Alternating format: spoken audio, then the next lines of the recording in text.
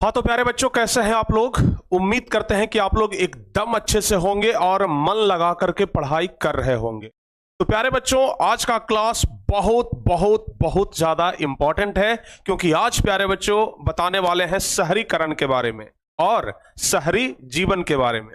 हालांकि बहुत सारे इसमें ऐसे भी बच्चे होंगे जो शहर में रहते होंगे और शहरी जीवन के बारे में ना बहुत अच्छे से जानते होंगे, लेकिन हमें प्यारे बच्चों अभी के शहरी जीवन के बारे में नहीं पढ़ना है, बल्कि अभी से 2-400 साल 2-4 हजार साल पहले का शहरी जीवन कैसा था उसके बारे में पढ़ना है। और हां, अभी के शहरीकरण के बारे में जरूर पढ़ना है। तो चलिए प्यारे बच्चों, आज के इस क्लास को एकदम धमाकेदार तरीके से शुरू करेंगे। एकदम लाजवाब तरीके से आपको हम पढ़ाने का प्रयास करेंगे इस चैप्टर को। और आपको हम पहले ही बता दें कि 2 क्लास में आपका ये चैप्टर समाप्त हो जाएगा। एक तो आज का ये क्लास और एक क्लास और प्यारे बच्चों इसमें लगेगा। लेकिन हां, एक और बात प्यारे बच्चों हम आपको बता देना चाहते हैं, ठीक है ना। एक और बात एकदम बेहतरीन तरीके से हम आपको बता देना चाहते हैं कि आप लोगों को, यानी कि जो बच्चे टॉपर बैच में नहीं जुड़े हैं, सबसे पहली बात तो उनको, दूसरी बात जो बच्चे टारगेट बोर्ड का स्पेशली नोट्स लेना चाहते हैं या फिर जो टीचर नोट्स लेना चाहते हैं, क्योंकि बहुत सारे टीचर भी हैं जो टारगेट बोर्ड का नोट्स लेकर के पढ़ाना चाहते हैं। तो जितने भी सारे टीचर हैं या फिर जितने भी सारे बच्चे जो टॉपर बैच में नहीं जुड़े हैं, उनके लिए भाई एक सुनहरा मौका है। और वो सुनहरा मौका ये है कि आप लोगों के लिए नोट्स और टॉपर बैच दोनों का दाम प्यारे बच्चों 499 कर दिया गया है। तो इसलिए जो बच्चे उत्सुक हैं टॉपर बैच में जुड़ने के लिए, जो बच्चे चाहते हैं कि नहीं भाई हमें बिहार बोर्ड मैट्रिक परीक्षा 2024 में कुछ बड़ा करना है, और अभी तक अगर आप सोच रहे थे कि सर कुछ नहीं कर पा रहे हैं, तो वैसे बच्चों के लिए ना ये टॉपर बैच सचमुच कहता हूं एक वरदान साबित होने वाला है इस बार। समझ गए ना। अगर इस बार टॉपर बैच से नहीं निकला प्यारे बच्चों, तो आप कहिएगा कि हां सर टॉपर बैच फिर नाम क्यों था इसका। पक्का दावे के साथ कहता हूं कि टॉपर बैच में ही प्यारे बच्चों टॉपर छिपा हुआ है। समझ गए ना। तो इसलिए जो बच्चे अभी तक हमारे साथ नहीं जुड़े हैं या फिर जो बच्चे सिर्फ नोट्स लेना चाहते हैं, तो टॉपर बैच में जुड़िए, आपको नोट्स भी मिल जाएगा और प्यारे बच्चों आप लोगों को टॉपर बैच का वीडियो भी मिल जाएगा। तो जो बच्चे टॉपर बैच में जुड़ना चाहते हैं ना, उनके लिए सिर्फ प्यारे बच्चों फी कितना रह गया, 499, यानी कि मात्र 499 रुपया। मतलब कि एक सब्जेक्ट के नोट्स का ना मुश्किल से 50 रुपया दाम पड़ता है। एक सब्जेक्ट के नोट्स का मुश्किल से 50 रुपया दाम पड़ता है। समझ गए ना। तो जो बच्चे नहीं जुड़ना चाहते, जो बच्चे नहीं जुड़े हैं, वो बच्चे जल्दी जल्दी से आप लोग जुड़ जाइए, ठीक है ना। ध्यान रखिएगा इस बात को। तो चलिए, उम्मीद करते हैं भाई कि अच्छा हाँ, टॉपर बैच में जुड़ने का दूसरा भी फायदा क्या होने वाला है ना, कि बिहार टॉपर का हैंड नोट्स आपको मिल जाएगा। ये टारगेट बोर्ड का टॉपर नोट्स तो आपको मिलेगा ही, साथ ही साथ बिहार टॉपर का हैंड नोट्स भी आप लोग को मिल जाएगा। इसके अलावा प्यारे बच्चों जितने भी सारे स्टडी मटेरियल हैं टॉपर बैच के, वो सभी आपको मिल जाएंगे। लाइव क्लास और वीडियो क्लास आपको समझिए कि एक तरीके से बोनस के रूप में मिल जाएगा, ठीक है ना। चलिए हाँ जी, अब आगे बढ़ते हैं। और हाँ, जो बच्चे टॉपर बैच में जुड़ गए हैं और जो बच्चे टॉपर बैच में नहीं जुड़े हैं, वो भी दोनों क्रैश कोर्स में अपना एडमिशन ले सकते हैं। तो प्यारे बच्चों, आप लोग क्रैश कोर्स में अपना एडमिशन ले लें और क्रैश कोर्स में जुड़ करके आप लोग मात्र 45 दिन में हमारे साथ पूरा कोर्स खत्म कर सकते हैं, ठीक है ना। अब प्यारे बच्चों, मुश्किल से हम कह सकते हैं कि अब आपके पास ना एक मोटा मोटी अगर मान करके चलें तो हम 60-70 दिनों का समय है मेन मैट्रिक परीक्षा में। अब आपके पास ना 60-70 दिनों का समय बचा हुआ है, और उस 60-70 दिनों में ही आप लोगों को जो कुछ करना है वो करके दिखा देना है। चाहे कुछ करके दिखाइए या तो मत दिखाइए। आपके पास कितना समय है, मात्र 60 से 70 दिन का समय है। कहिएगा कि सर अभी तो 4 महीना का समय है। बाबू, 4 महीना का समय भले है, लेकिन आप ना इसे 60-70 दिन ही मान करके चलिए। 4 महीना ये आपका कोई काम नहीं आएगा। समझ गए ना। फरवरी में आपका एग्जाम पढ़ना शुरू हो जाता है इंटर वालों का, तो उस समय आपके माइंड पर इतना ज्यादा प्रेशर होगा ना, इतना ज्यादा प्रेशर होगा ना कि आप चाह करके भी कुछ चीज याद नहीं कर पाएंगे। तो इसलिए आप ये समझ लीजिए कि हाँ, ये समझ लीजिए प्यारे बच्चों कि कुल मिलाकर के मतलब कि हम यही कह सकते हैं कि अब आप लोग ना जी जान लगा करके पढ़ाई करना शुरू कर दीजिए, ठीक है। तो चलिए प्यारे बच्चों, उम्मीद करते हैं कि जो बच्चे नहीं जुड़े हैं उनको एक अंतिम मौका दिया गया है कि वो बच्चे भी टॉपर बैच में जुड़ जाएं। समझ गए ना। इसके बाद फिर दोबारा आपको कभी मौका नहीं दिया जाएगा। समझ गए? क्योंकि ना तो अब प्यारे बच्चों पर्व कोई त्योहार है किस प्रकार से कुछ होगा, तो अभी से लेकर के दीपावली छठ तक प्यारे बच्चों आप लोग को जुड़ना है, जो जुड़ जाइए। समझ गए? और हाँ, टॉपर बैच का प्राइज भी अब बहुत जल्द हम घोषित करने वाले हैं, ठीक है ना? तो 3 दिन के अंदर में हम टॉपर प्राइज घोषित कर देंगे जी। लगभग आप ये मान करके चलिए ना कि मंगल या बुधवार तक आपका टॉपर प्राइज घोषित हो जाएगा। समझ गए? तो उसके लिए भी आप लोग तैयार रहिए, ठीक है? तो चलिए, कुल मिलाकर के हम उम्मीद करते हैं कि आप लोग इस दोनों बैच को जरूर ज्वाइन करेंगे और अपनी तैयारी को एक मजबूत आयाम देंगे। समझ गए? चलिए प्यारे बच्चों, आगे बढ़ते हैं। हम लोगों को पढ़ना है शहरीकरण एवं शहरी जीवन के बारे में। चलिए, शहरीकरण एवं शहरी जीवन के बारे में तो पढ़ाएंगे, लेकिन आप में से ना कितने बच्चे ऐसे हैं जो शहर में रहते हैं? वो बच्चे लिखेंगे कि हाँ सर हम शहर में रहते हैं। जो बच्चे गांव में रहते हैं वो बच्चे लिखेंगे कि हम गांव में रहते हैं सर, ठीक है? कितने बच्चे शहर में रहते हैं और कितने बच्चे गांव में रहते हैं? जल्दी जल्दी से आप लोग हमें बताइए कि हाँ सर हम शहर में रहते हैं या फिर हम गांव में रहते हैं, शहर में या गांव में, ठीक है ना? जल्दी से आप कमेंट करके हमें बता दीजिए। और दूसरी बात, जब तक लोग कमेंट कर रहे हैं ना, तब तक जो बच्चे शेयर नहीं किए हैं वो क्लास को एक बार जल्दी से जल्दी क्या कर दीजिए भाई, शेयर कर दीजिए। जो बच्चे अभी तक क्लास को शेयर नहीं किए हैं तो देर किस बात की, एक बार जल्दी से आप लोग क्लास को शेयर करिए। जल्दी से प्यारे बच्चों क्या करिए, एक बार क्लास को शेयर कर दीजिए। और जो बच्चे क्लास को अभी तक लाइक नहीं किए हैं ना, जल्दी से प्यारे बच्चों एक बार क्लास को लाइक कर दीजिए, ठीक है? हाँ जी, विलेज में रहते हैं सर, बहुत अच्छी बात है। गांव में? अरे भाई, हमें तो टाउन देखने वाले बच्चों का भाई लाला पड़ गया। ऐसा क्यों हो गया है? मतलब कि जितने भी सारे बच्चे हैं वो सब गांव से ही पढ़ रहे हैं। अरे वाह रे वाह, भारत माता ग्राम वासनी, खेतों में फैला है श्यामल, धूल भरा महला सा आंचल, मिट्टी की प्रतिमा उदासनी, भारत माता ग्राम वासनी। अरे भाई, सब लोग यहाँ पर एकदम भारत माता के साथ जी रहे हो ना? है भारत माता ग्राम वासनी, भारत माता भी गांव में निवास करती है और आप लोग भी प्यारे बच्चों गांव में रहते हैं, बहुत अच्छी बात है। और जो बच्चे लिख रहे हैं कि सर हम भी गांव में रहते हैं, उनके साथ एक हम भी हैं। समझ गए ना? उनके साथ एक हम भी हैं। भाई क्या कहें, गांव इतना ज्यादा पसंद है हमें ना कि मत पूछो, ठीक है ना? गांव इतना ज्यादा पसंद है कि मत पूछो। हमें तो पूरा इच्छा करता है कि अगर सारा सुविधा अगर गांव से हो जाए, जैसे इंटरनेट का सुविधा, बढ़िया बिजली का सुविधा, बस ये 2 चीज हमें चाहिए प्यारे बच्चों, बढ़िया इंटरनेट और बढ़िया बिजली का सुविधा। अगर ये 2 चीज बढ़िया से हो गया ना, तो सचमुच बता रहा हूं मेरे भाई, गांव से बढ़िया कुछ भी नहीं है। और हम पूरा स्टूडियो अपना गांव में कर लेंगे। समझ गया ना? लेकिन गांव में यही दिक्कत होता है कि न तो बढ़िया इंटरनेट का सुविधा होता है और न ही बढ़िया बिजली का सुविधा होता है। समझ गए? तो बस इस वजह से प्यारे बच्चों शहर में रहना पड़ता है। समझ गए ना? चलिए, तो जल्दी जल्दी से आप लोग क्लास को शेयर कर दिए? हाँ जी, फटाफट से शेयर करिए। और आज भी प्यारे बच्चों हम उम्मीद करते हैं कि कितने बच्चे जुड़ेंगे, 3000 प्लस बच्चे आज भी जुड़ेंगे। अगर आप लोग शेयर नहीं करेंगे तो फिर कैसे जुड़ेंगे? अगर आप लोग शेयर नहीं करेंगे तो फिर कैसे जुड़ेंगे? तो इसलिए ना जल्दी से जल्दी प्यारे बच्चों आप लोग शेयर कर दीजिए, जितना जल्दी से जल्दी हो सके आप लोग ना शेयर कर दीजिए, ठीक है? चलिए आगे बढ़ते हैं भाई। जानते हैं हम लोग कि शहरीकरण क्या है और शहरी जीवन क्या है। सबसे पहले प्यारे बच्चों हम लोग बात करते हैं शहरीकरण के बारे में। किसके बारे में? शहरीकरण के बारे में बात करते हैं। ये शहरीकरण क्या होता है, शहर का निर्माण कैसे होता है? आप पहले ये सोचिए, आखिर शहर का निर्माण होता कैसे है? शहर का निर्माण कैसे होता है प्यारे बच्चों, ये आप दिमाग लगाइए।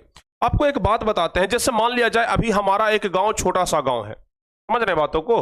अभी मान लिया जाए कि हमारा एक गांव बहुत छोटा सा गांव है, समझ गए ना? और उस गांव में प्यारे बच्चों बहुत कम लोग रहते हैं। लेकिन अगर वहीं पर एक फैक्ट्री खुल जाए, एक बड़ा सा फैक्ट्री खुल जाए, समझ गए ना? तो फिर क्या होगा, धीरे धीरे धीरे धीरे करके बहुत सारे मजदूर वहां पर आना शुरू हो जाएंगे, समझ गए ना? बहुत सारे लेबर कैटेगरी के लोग आना वहां पर शुरू हो जाएंगे, समझ गए? तो इस तरीके से वहां पर धीरे धीरे धीरे धीरे धीरे धीरे करके क्या होगा, बाजार खुलने लगेगा। क्योंकि जो मजदूर आकर के रहेंगे, जो कारीगर आकर के रहेंगे, उनके लिए रहने खाने का व्यवस्था चाहिए, तो वहां पर बाजार खुलने लगेगा। और वहीं बाजार धीरे धीरे धीरे धीरे करके बड़ा हो जाएगा और शहर का रूप ले लेगा। तो गांव से ही शहर बनता है प्यारे बच्चों, समझ गए? गांव से ही शहर बनता है, समझ गए ना? तो शहरीकरण का ये प्रक्रिया क्या है आपको बताते हैं। शहरीकरण का प्रक्रिया क्या है प्यारे बच्चों, हम ना आपको बताते हैं। देखिए, सबसे पहले क्या होता है, हमारा गांव होता है। सबसे पहले क्या होता है, हमारा गांव होता है। गांव के बाद फिर क्या बनता है बताइए? गांव के बाद फिर क्या बनता है? जैसे एक छोटा सा गांव है, वो बाजार का रूप कैसे लेगा? गांव के बाद प्यारे बच्चों बनता है गंज। क्या बनता है? गंज बनता है। ध्यान रखिए, गंज किसको कहते हैं पता है? गंज नहीं पता है? गंज नहीं पता है तो आप लोग हटिया जानते होंगे। क्या प्यारे बच्चों? हटिया नहीं तो हाट जानते होंगे। हाट, समझ गए ना? हाट कितने बच्चे जानते हैं? हाट मतलब जहां बाजार लगता है भाई, वहां जहां सब्जी बिकता है या और भाई सारी चीजें बिकती है, उसे हाट कहा जाता है, जिसे बोलचाल की भाषा में कहते हैं ना, जैसे प्रत्येक एक अगर गांव से थोड़ा सा अगर बड़ा गांव है, मतलब एक बहुत छोटा गांव ना है आपका, थोड़ा सा बड़ा गांव है ना, तो गांव के बगल में कहीं हाट लगता है जिसको बाजार कहा जाता है, समझते हैं ना, बाजार कहा जाता है जहां हाट लगता है, समझ गए, तो इसे हाट कहते हैं। तो ये जो गांव है ना, धीरे धीरे धीरे धीरे करके प्यारे बच्चों हाट के रूप में क्या होता है, कन्वर्ट होता है, हाट के रूप में क्या होता है, बड़ा होता है, समझ गए। और फिर यही गांव प्यारे बच्चों और धीरे धीरे बड़ा होता है, जब और भी वहां पर आदमी रहना शुरू हो जाते हैं तो वो और ज्यादा बड़ा होता है, और बड़ा होकर के प्यारे बच्चों ये क्या बन जाता है, कस्बा बन जाता है। क्या बन जाता है, कस्बा।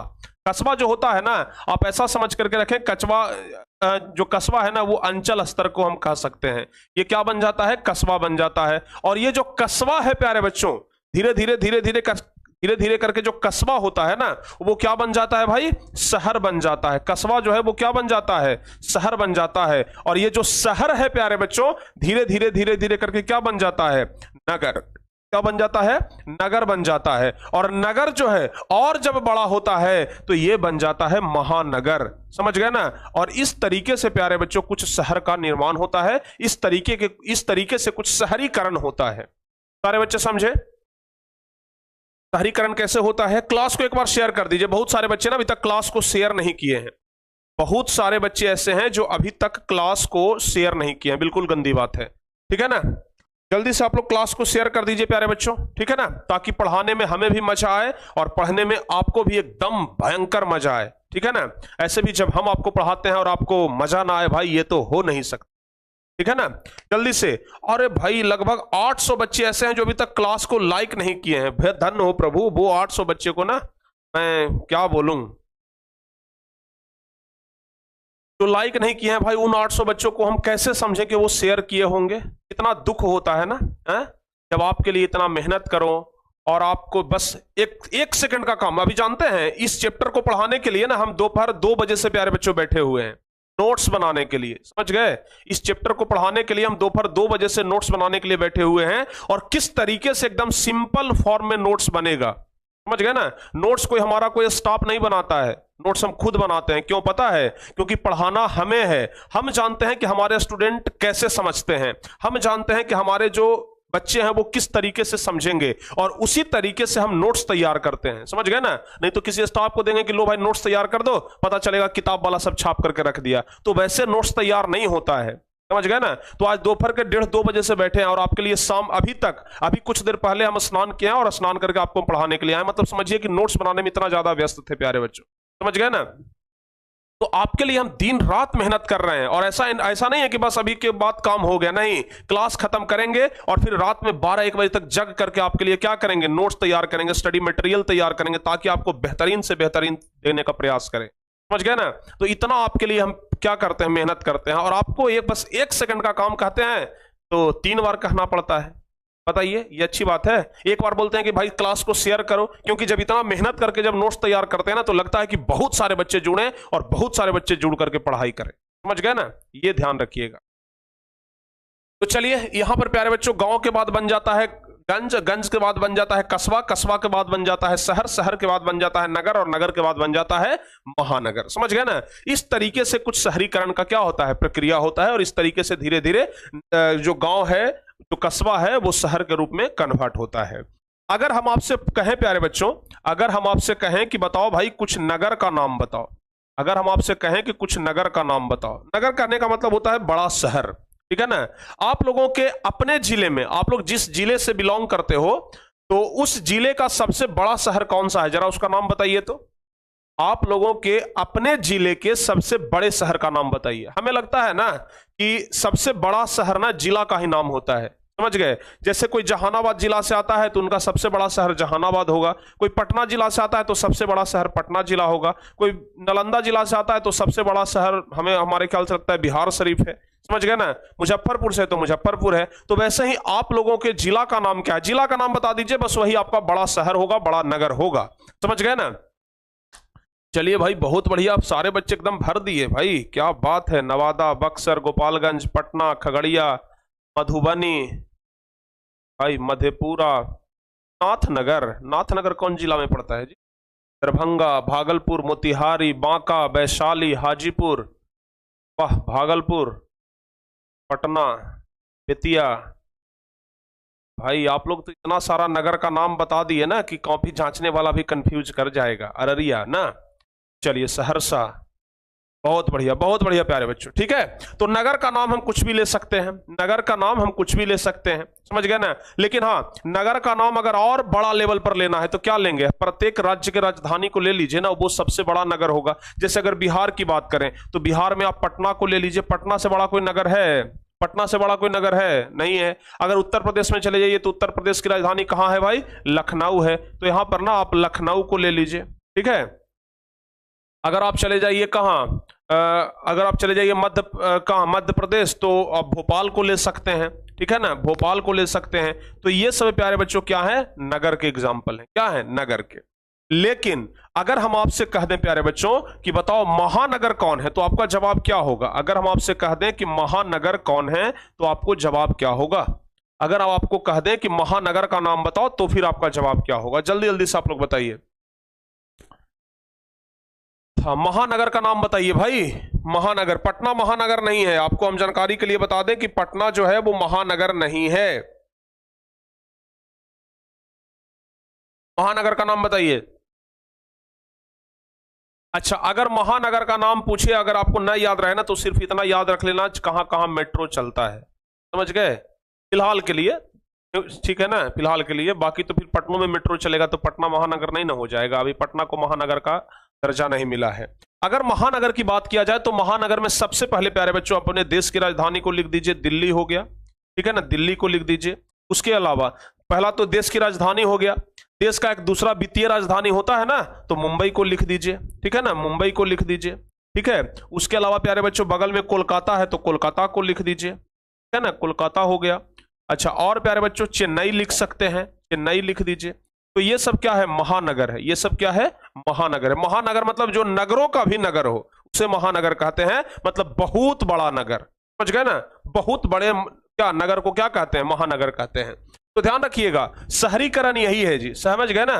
गांव या कस्बा को धीरे धीरे बड़े शहर में बदलना ही क्या कहलाता है, शहरीकरण कहलाता है, समझ गए ना। तो इसी चीज को प्यारे बच्चों हम क्या करेंगे, यहां पर शहरीकरण का अर्थ जानेंगे। सबसे पहले ना हम लोग शहरीकरण का अर्थ जानेंगे कि आखिर शहरीकरण होता क्या है, शहरीकरण कहते किसको है, समझ गए, शहरीकरण कहते किसको है, हम लोग सबसे पहले समझेंगे।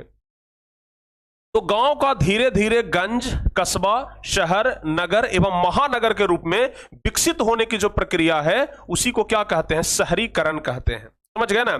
अच्छा, जैसे एक चीज आपको एग्जाम्पल के तौर पर पूछते हैं, देखते हैं कितना जवाब दे पाते हैं। अगर मान लिया जाए कि कोई ऐसा जगह का हम नाम पूछें जिसके लास्ट में गंज,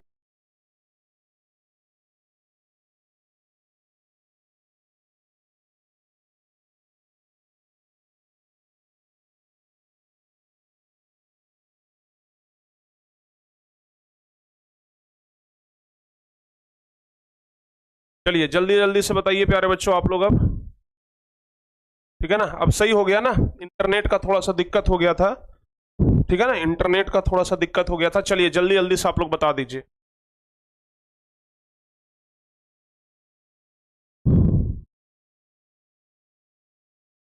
अब नेटवर्क सही जा रहा है, अब सही जा रहा है इंटरनेट। एक बार जल्दी से आप लोग ना फिर से ज्वाइन हो जाइए, ठीक है ना। और अगर इंटरनेट बीच में भाग जाए ना तो आपको भागना नहीं है, समझ गए। इंटरनेट का थोड़ा सा दिक्कत हो गया था, इश्यू हो गया था। चलिए कोई बात नहीं, अब बिल्कुल सही हो गया, ठीक है। चलिए प्यारे बच्चों जल्दी जल्दी से बताइए। हम आपसे पूछ रहे थे ना कि कुछ ऐसे जगह का नाम बताइए जिसके लास्ट में गंज लगा हुआ है। क्या आपको पता है कुछ ऐसे शहर का नाम या कुछ ऐसे जगह का नाम? गोपालगंज हो गया, किशनगंज हो गया, और क्या हो सकता है बताइए, और क्या हो सकता है? ऐसे शहर का नाम ना आपको कमेंट करना है, ठीक है। चलिए आगे बढ़ते हैं और ध्यान दीजिए, अगर नहीं कमेंट किए हैं तो अब छोड़ दीजिए, अब ध्यान दीजिए यहां पर। देखिएगा, गांव को धीरे धीरे गंज, कस्बा, शहर, नहर एवं महानगर के रूप में विकसित होने की जो प्रक्रिया है उसी को शहरीकरण कहते हैं। और शहरीकरण यानी कि शहर में कृषि कार्य होता है कि गैर कृषि कार्य होता है, यानी कृषि से संबंधित कार्य होता है या कृषि से संबंधित कार्य नहीं होता है, जल्दी से बताइए। शहर में कृषि से संबंधित कार्य होता है या फिर गैर कृषि कार्य होता है? आपका जवाब होगा कि सर शहर में गैर कृषि कार्य होता है। तो ध्यान रखिएगा, शहर में गैर कृषि कार्य होता है, शहर में व्यापार और वाणिज्य ज्यादा होता है। ठीक है ना, शहर में व्यापार और वाणिज्य ज्यादा होता है। चलिए, अरे भाई आप लोग तो बहुत ज्यादा बता दिए। सुल्तानगंज, गोपालगंज, महाराजगंज, साहिबगंज, अरे वाह क्या बात है भाई, आप लोग तो गंज का ढेर ही लगा दिए।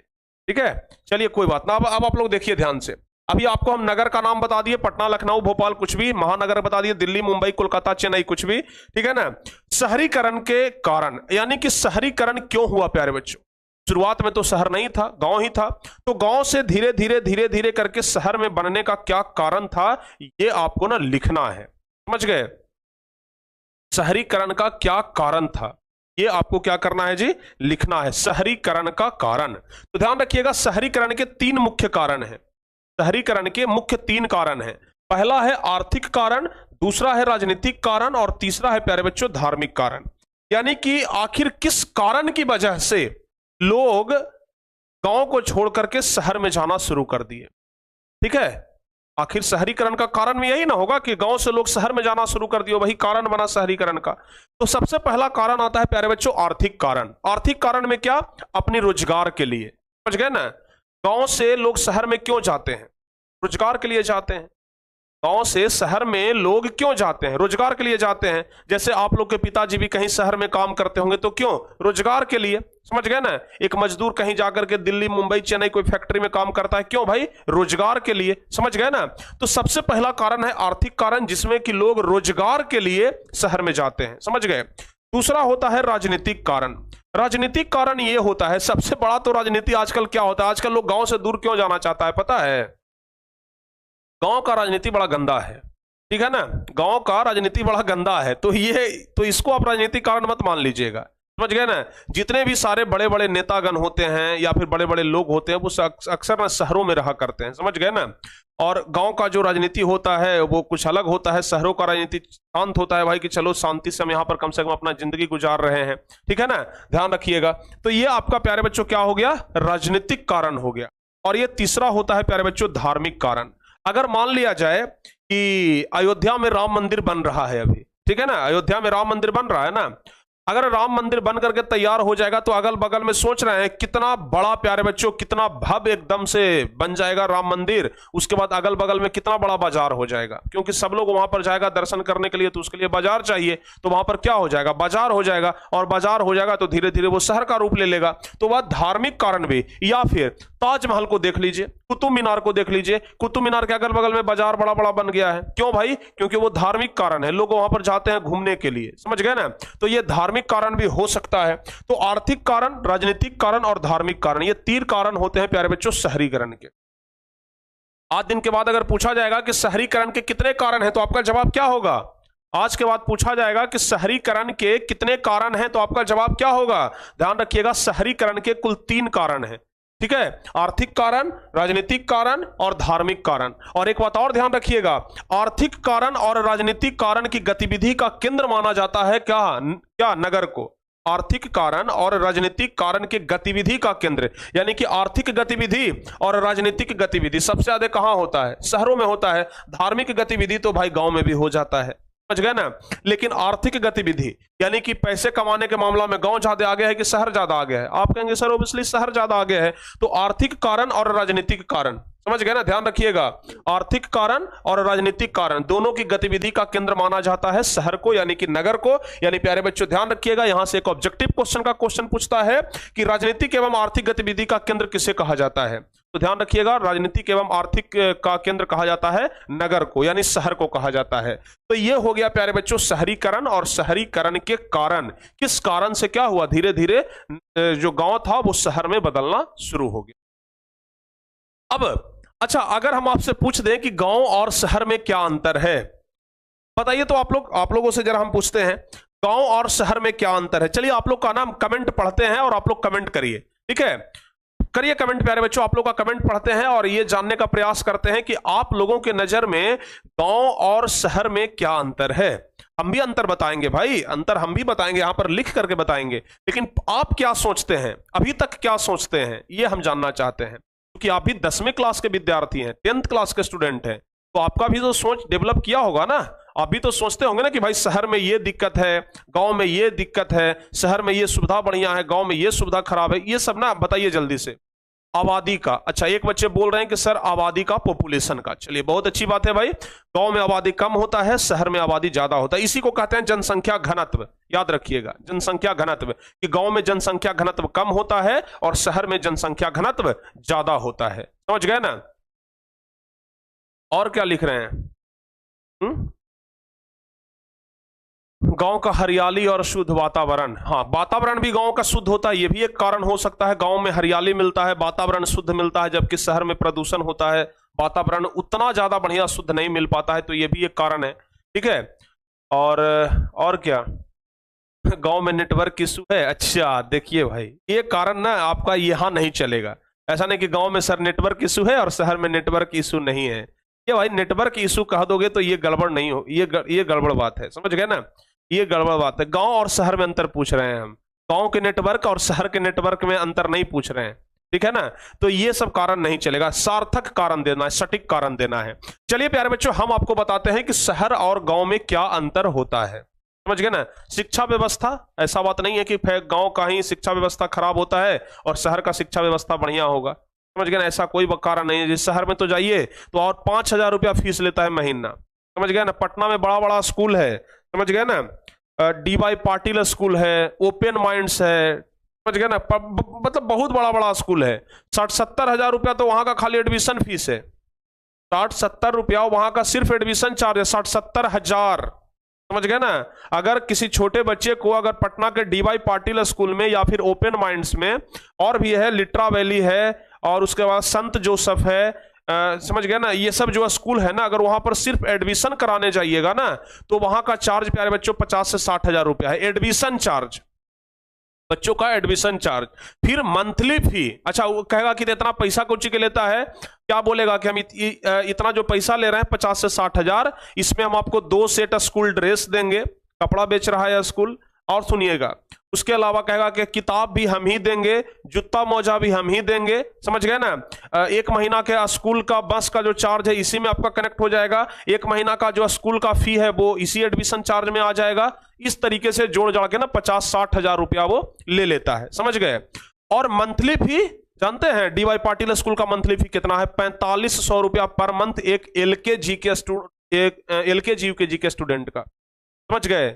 एक LKG UKG के स्टूडेंट का ना 4500 रुपया पर मंथ है। क्या कोई गरीब आदमी अफोर्ड कर पाएगा? नहीं लगता है, समझ रहे हैं। तो शहर में ये चीज होता है। गांव में क्या है भाई, कोई भी प्राइवेट स्कूल में जाइएगा, आराम से पढ़ाई हो जाएगा, ठीक है ना। जब हम लोग प्राइवेट स्कूल में पढ़ते थे प्यारे बच्चों, हम 2015 में मैट्रिक का परीक्षा दिए हैं, समझ गए ना। 2015 में जब हम मैट्रिक का परीक्षा दिए थे तो हम पढ़ते थे कहाँ जानते हैं ना, एक प्राइवेट स्कूल था, विद्या विहार पब्लिक स्कूल नाम था, समझ गए ना, वहीं पर पढ़ते थे। और जिस समय हम पढ़ना शुरू किए थे ना, उस समय उस स्कूल का फी था 250 रुपया, समझ गए, 250 रुपया। 2015 की बात कर रहे हैं, नहीं हम पढ़ना शुरू किए थे तब नहीं, जब छोड़ रहे थे स्कूल तब। और जब पढ़ना शुरू किए थे, यानी कि जब हमारा एडमिशन हुआ शायद 3 या 4 क्लास में हुआ था, तब पापा भेजे थे हम लोग को प्राइवेट स्कूल पढ़ने के लिए। तो वहां पर प्यारे बच्चों 120 रुपया से हम लोग का शुरुआत हुआ था। उस स्कूल में ना 120 रुपया का फी हम लोग को लगता था, समझ गए। और जब हम 10th क्लास पढ़ करके वहां से निकल रहे थे ना, तब 250 रुपया प्यारे बच्चों फी लगता था महीना में, समझ गए, स्कूल का फी। तो इतना कम फी हम लोग का टाइम में लगता था, समझ गए ना। अब उसी स्कूल का फी जानते हैं कितना है? 650 रुपया है एक बच्चा का 1 महीना का, उसी स्कूल का फी जहां से हम पढ़ करके निकले, समझ गए। तो ये सब ना प्यारे बच्चों स्कूल में कम फी गांव में लग जाएगा, छोटे मोटे शहर में कम फी लगता है, लेकिन अगर वही पटना में चाहिए, बड़ा बड़ा का पसीना छूट जाता है, समझ गए ना। लेकिन पता नहीं भाई क्या पढ़ाता है। और बड़े बड़े स्कूलों में जाइएगा ना तो एक चीज और होगा, बड़े बड़े स्कूल में जाइएगा तो एक चीज और वहां का कॉमन होगा, पढ़ाई करेगा 3-4 घंटी पढ़ाई होगा, उसके बाद 5वां घंटी में खेल वाला एगो घंटी रहेगा, खेलने वाला एगो अलग घंटी। लगता है कि बच्चा घर पर नहीं खेलता है, उसको स्कूल में खिलाएगा, समझ गए ना। तो खेलने वाला एक अलग घंटी है, कंप्यूटर सीखने वाला एक अलग घंटी है, समझ गए ना। मतलब मनोरंजन का एक अलग घंटी है, डांस का एक अलग घंटी है। मतलब भाई पढ़ाते हो कि खेल कूद और डांस करवाते हो पता नहीं चलता है, समझ गए ना। ये सब होता है। हाँ, उसके अलावा वो सब जो गांव, वो सब जो स्कूल है ना प्यारे बच्चों, हमें लगता है कि वो सब जो स्कूल है ना कल्चर को नहीं सिखाता है। हम जानते हैं कल्चर नहीं सिखाता है। विकास दिव्यकृति को तो सब लोग जानते होंगे। विकास दिव्यकृति बड़े फेमस आदमी हैं। विकास दिव्यकृति कहते हैं कि हमारा एक बेटा है 15 साल का। उनका एक इंटरव्यू देख रहे थे हम, वो बोल रहे थे कि हमारा एक बेटा है 15 साल का, और विकास दिव्यकृति अपने आप के बारे में बोल रहे थे ना कि हम दुनिया के सबसे खराब पेरेंट्स हैं, सबसे खराब गार्जियन है। ये कैसे? तो विकास दिव्यकृति सर कह रहे थे कि हम कभी भी अपने बच्चों को ये नहीं बोलते हैं कि तुम्हें स्कूल में टॉपर बनना है। समझ रहे हैं बातों को? विकास दिव्यकृति सर कहते हैं कि हम कभी भी अपने बच्चों को ये नहीं बोलते हैं कि तुम्हें टॉपर ही बनना है, तुम टॉपर ही बनो, कम नंबर मत लाओ, फर्स्ट डिवीजन ही लाना है, ऐसा नहीं है, एक रोल नंबर ही लाना है, ऐसा नहीं है। विकास दिव्यकृति सर कहते हैं ना कि हम अपने बच्चों को सिर्फ यही कहते हैं कि देखो किसी साल ना फेल मत कर जाना, बस प्रत्येक साल एक क्लास आगे बढ़ते चल जाओ, ये हमारे लिए काफी है। जैसे अभी 5 में हो तो अगली साल 6 में चल जाना, ऐसा नहीं कि 5 क्लास में फेल कर जाना, चाहे कितना भी कम नंबर आए, लेकिन 6 क्लास में चले जाना, फिर 7th क्लास में चले जाना, 8 क्लास में फिर चले जाना, कभी रुकना मत। समझ गए ना? तो ये बात वो कहते हैं। समझ गए? तो ये होता है प्यारे बच्चों क्या, अब कुछ गार्जियन कहेंगे कि नहीं भाई ऐसा गलत है, कोई ऐसा, सबका अलग अलग मानसिकता है, सबका अलग अलग सोच है। समझ गए ना?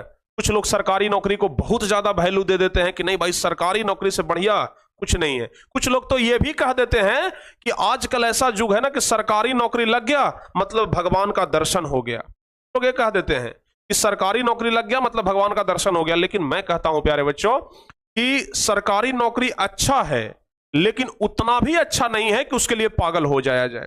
कहिए कैसे सर? देखिए, अगर आप उद्यमी हैं या फिर अगर आप कुछ काम कर रहे हैं, ठीक है, अगर आप एक उद्यमी हैं, अगर आप मान लिया जाए कि कोई बिजनेस कर रहे हैं, 2.5 लाख 3 लाख रुपए का महीना कमा रहे हैं। एक एग्जांपल के तौर पर आपको बताते हैं, मान लिया जाए आप 2.5 लाख रुपए का महीना कमा रहे हैं। आपका जो बेटा होगा उस अगर सरकारी नौकरी करेगा तो शुरुआत करेगा कहां से? 30-35 हजार रुपए से। सरकारी नौकरी में ना 30-35 से ज्यादा का शुरुआत नहीं होता है। तो सरकारी नौकरी में शुरुआत करेगा कहां से? 30-35 हजार रुपए से। आप कमा रहे हैं कितना? 2.5 लाख। यानी कि वो आपके पास पहुंचते पहुंचते ना पूरा उसका लाइफ खत्म हो जाएगा। समझ गए? एक पीढ़ी उसका खत्म हो जाएगा। अगर आप उद्यमी होते, अगर आप उद्योगपति होते, उद्यमी होते, तो आपका बेटा वहां से शुरुआत करता जहां पर आप छोड़ रहे थे। समझ गए ना? जैसे मुकेश अंबानी का बेटा है, तो मुकेश अंबानी का बेटा कहां से शुरू करेगा? मुकेश अंबानी अगर बूढ़ा हो जाएगा तो कहेगा कि लो भाई हमारा जितना बिजनेस है अब हमारा बेटा संभालेगा। तो क्या उसके बेटा को सरकारी नौकरी करना पड़ा? नहीं ना। वो प्यारे बच्चों क्या किया? जहां पर उसके पिताजी छोड़े वहां से वो क्या किया? शुरुआत कर दिया। लेकिन आम आदमी का बेटा क्या करता है? पिताजी 2.5 लाख का महीना, बेटा 30 हजार के महीना कमा रहा है। समझ गए ना? पूरा एक पीढ़ी उसका बर्बाद हो जाता है। समझ गए? ये होता है सरकारी नौकरी और बिजनेस में अंतर। समझ गए ना? तो लेकिन सबका सोचने का नजरिया अपना अलग अलग होता है प्यारे बच्चों, ठीक है? तो शहर और गांव में अंतर हम लोग देख रहे थे, ठीक है ना? ये चैप्टर थोड़ा सा इंटरेस्टिंग है और समझने वाला चैप्टर है, रटने वाला नहीं। इस चैप्टर में ज्यादा क्वेश्चन आंसर नहीं है। अगर आप सोच रहे हैं ना कि क्वेश्चन आंसर इस चैप्टर में याद करना है, तो क्वेश्चन आंसर ज्यादा नहीं याद करना है, बस कॉन्सेप्ट समझना है, ये चैप्टर आपका समाप्त होगा। समझ गए ना? ध्यान रखिएगा। शहर और गांव में क्या अंतर है? सबसे पहला अंतर तो यही है कि गांव की आबादी कम होती है जबकि नगर की आबादी ज्यादा होती है। सबसे पहला अंतर तो यही है, गांव की आबादी कम होती है जबकि नगर की आबादी जो है वो ज्यादा होती है। दूसरा अंतर क्या है? दूसरा अंतर है कि गांव में खेती और पशुपालन मुख्य आजीविका है। गांव में खेती और पशुपालन क्या है भाई? मुख्य आजीविका है। जबकि शहर में व्यापार और उत्पादन जो है वो मुख्य आजीविका है। शहर में व्यापार और उत्पादन क्या है? मुख्य आजीविका है। तीसरा, गांव में प्राकृतिक वातावरण स्वच्छ है। गांव में प्राकृतिक वातावरण स्वच्छ है। समझ गए ना? गांव में प्राकृतिक वातावरण स्वच्छ है, ठीक है। और शहर में वातावरण क्या है भाई? प्रदूषित है। शहर में वातावरण प्रदूषित है। देखते हैं ना, एक कहावत है कि गांव की हवा और शहर की दवा दोनों बराबर काम करता है। समझ गए? गांव की हवा और शहर की दवा दोनों बराबर काम करता है। तो चूंकि गांव में प्राकृतिक वातावरण स्वच्छ होता है जबकि शहर में वातावरण क्या होता है? दूषित होता है। समझ गए ना? गांव के लोग खेती पर निर्भर रहते हैं। गांव के लोग गाय भैंस मतलब पालते हैं, दूध बेचने का काम करते हैं, जबकि शहर में लोग व्यापार और उत्पादन करते हैं। शहर वाला लोग ना जल्दी दूध नहीं बेचेगा। शहर वाला लोग कहेगा कि क्या कुछ नहीं करेंगे तो दुकान खोल करके बैठ जाएंगे, उससे ज्यादा इनकम होगा। समझ गए ना। तो ये शहर में व्यापार ज्यादा चलता है। चौथा, शिक्षा हो गया, यातायात हो गया, स्वास्थ्य सुविधा हो गया, ये सब शहर आदि में शहर अधिक उन्नत अवस्था में होती है, यानी कि गांव में ये सब का व्यवस्था नहीं होता है। देखिए आदमी शहर की ओर आजकल क्यों भाग रहा है प्यारे बच्चों? आदमी आजकल शहर की ओर क्यों भाग रहा है, जानते हो क्यों? पहला तो मतलब दो चीज के लिए भाग रहा है, सिर्फ आप इतना समझ लीजिए, दो चीज के लिए शहर में भाग रहा है, डॉक्टर के लिए और मास्टर के लिए। समझ गए ना? आदमी शहर में क्यों भाग रहा है? डॉक्टर के लिए और मास्टर के लिए, बस यही दो चीज है। पहला तो कि अगर स्वास्थ्य खराब होगा तुरंत शहर में रहेंगे, बड़ा डॉक्टर के पास चले जाएंगे, दिखवा लेंगे। दूसरा, मास्टर के लिए अपने बाल बच्चों को एक बढ़िया स्कूल में पढ़ाएंगे। समझ गए ना? शहर में उत्तम किस्म का एकदम हमें शिक्षा मिलेगा। समझ गए ना? और उसके अलावा तीसरा है कि शहर में सब प्रकार का सुविधा है, यातायात का सुविधा है, बाकी कोई भी चीज लेने जाए तो तुरंत मिल जाता है, सब कुछ का सुविधा है। तो ये सुविधा आपको कहां मिलता है? शहरों में मिलता है। तो शहर में शिक्षा, यातायात और स्वास्थ्य की सुविधा है, जबकि हाँ गांव में यह सुविधा नहीं होती है, जबकि शिक्षा, यातायात और स्वास्थ्य सुविधा गांव में अधिक उन्नत नहीं होती है। समझ गए ना? शहर में अधिक उन्नत होती है और गांव में अधिक उन्नत नहीं होती है। गांव का जनसंख्या घनत्व कम होता है और गांव का जनसंख्या शहर का जनसंख्या, भाई यहां पर नगर लिखाना चाहिए था ना, शहर लिखाना चाहिए था, ये ध्यान रखिएगा। शहर का जनसंख्या घनत्व क्या होता है? ज्यादा होता है। ये चीज इधर कॉपी हो गया है ना, ज्यादा होता है। अच्छा, जनसंख्या घनत्व किसे कहते हैं आपको पता है? अगर आपसे पूछ देगा कि जनसंख्या घनत्व किसे कहते हैं तो आपका जवाब क्या होगा? अगर आपसे पूछ दे कि जनसंख्या घनत्व किसे कहते हैं तो आपका जवाब क्या होगा? देखिए, एक होता है प्यारे बच्चों, मान लिया जाए कि यह ना 1000 स्क्वायर फुट है, 1000 स्क्वायर फुट है, समझ गए? और ये गांव का जमीन है, समझ गए ना? ये क्या है जी? गांव का जमीन है और 1000 स्क्वायर फुट में क्या है? गांव है। 1000 स्क्वायर फुट में टोटल क्या है? 1000 नहीं, इसको 10,000 कर लेते हैं, चल समझ गए ना? 11,000 कर लेते हैं। 11,000 स्क्वायर फुट का ये क्या है? गांव है। और एक प्यारे बच्चों हम शहर का आबादी ले लेते हैं, कितना में? 11,000 स्क्वायर फुट में। 11,000 स्क्वायर फुट में ये क्या है जी? शहर है। बताइए, अगर गांव प्यारे बच्चों इतना ही बड़ा है और शहर भी इतना ही बड़ा है, शहर तो बहुत बड़ा होता है, उसका एक छोटा सा इलाका हम ले लिए, शहर का एक छोटा सा इलाका। अब गांव में ना इतना दूर में अगर प्यारे बच्चों 50 व्यक्ति रह रहा है, ध्यान दीजिएगा, अगर गांव के इतना दूर में 50 व्यक्ति रह रहा है तो वही अगर शहर में चले जाइएगा ना तो इतना दूर में हो सकता है कि 500 व्यक्ति रहेगा। कितना रहेगा? 500 व्यक्ति रहेगा। बताइए जनसंख्या का घनत्व ज्यादा है कि नहीं है? तो सेम जगह पर यहां पर कम आदमी रह रहा है और उतना ही सेम जगह पर यहां पर ज्यादा आदमी रह रहा है, तो यहां पर क्या है? जनसंख्या का घनत्व ज्यादा है। अगर गांव में कितना भी बड़ा राजमहल क्यों ना रहे, बिल्डिंग रहेगा बड़ा बड़ा, समझ गए ना? तो क्या होगा जी? कुछ नहीं हो पाएगा, एकदम सुनाटा रहेगा। जैसे मान लिया जाए, हम अपना बात करते हैं, अगर हमारे घर में ना 2 मंजिला मकान है, समझ गए ना? हमारे गांव में 2 मंजिला मकान है और गांव में रहते कौन है? मम्मी, पापा, दादा और दादी, बस यही 4 लोग। 2 मंजिला मकान है, कम से कम कुल मिलाकर कहें तो 12 से 14 कमरे होंगे, 12-14 कमरे हैं, समझ गए ना? 12-14 कमरे में कितने लोग रह रहे हैं? 4 लोग रह रहे हैं। अगर वही मकान अगर शहर में रहता तो उस 12 से 14 कमरे में कितने लोग रहते? कम से कम प्रत्येक रूम को अगर हम रेंट पे लगाते तो 2-2 लोग तो रेंट पे रहते, एक रूम में 2 लोग, तो कम से कम प्यारे बच्चों 12 रूम था तो 12 दूनी 24 लोग रहते। सोचिए शहर में रहता तो बताइए शहर का जनसंख्या घनत्व ज्यादा है कि नहीं है? गांव का जनसंख्या घनत्व भाई बहुत कम है, शहर का जनसंख्या घनत्व बहुत ज्यादा है। समझ गए ना? ये बात आप लोग ध्यान रखिएगा। तो जनसंख्या घनत्व इसी को कहते हैं। तो अगर आपसे शहर और गांव में अंतर पूछा जाएगा तो बता दीजिएगा ना। अरे भाई, शहर और गांव में अगर अंतर पूछा जाए तो बता दीजिएगा, यस और नो में कमेंट करिए जल्दी से कि हाँ सर बता देंगे, या फिर जो बच्चे नहीं बता पाएंगे वो भी कमेंट कर दीजिए कि हाँ नहीं बताएंगे।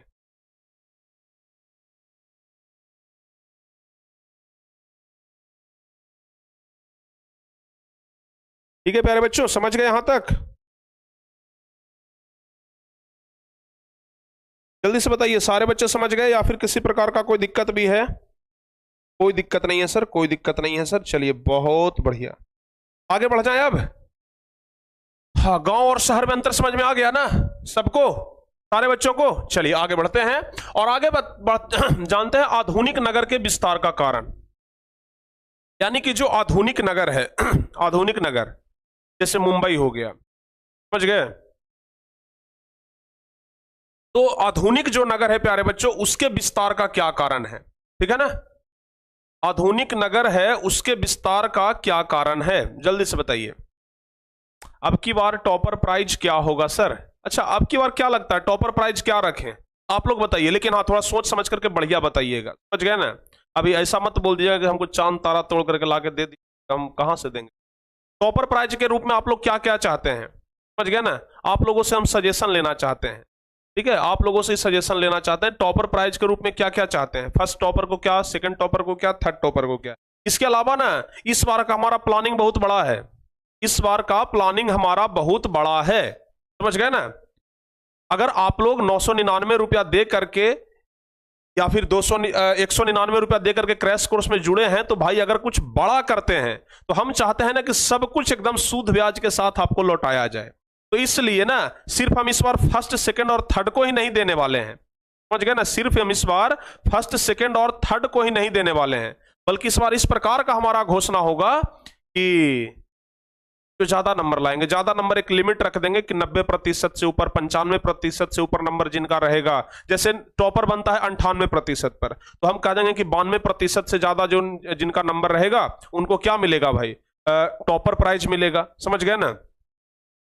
और ज्यादा मिलेगा। एक बच्चे कह रहे हैं कि सर सिर्फ आपका आशीर्वाद चाहिए। अरे भाई क्या बात है, आप तो दिल जीत लिए हमारा, ठीक है ना, आप तो दिल जीत लिए हमारा, ठीक है।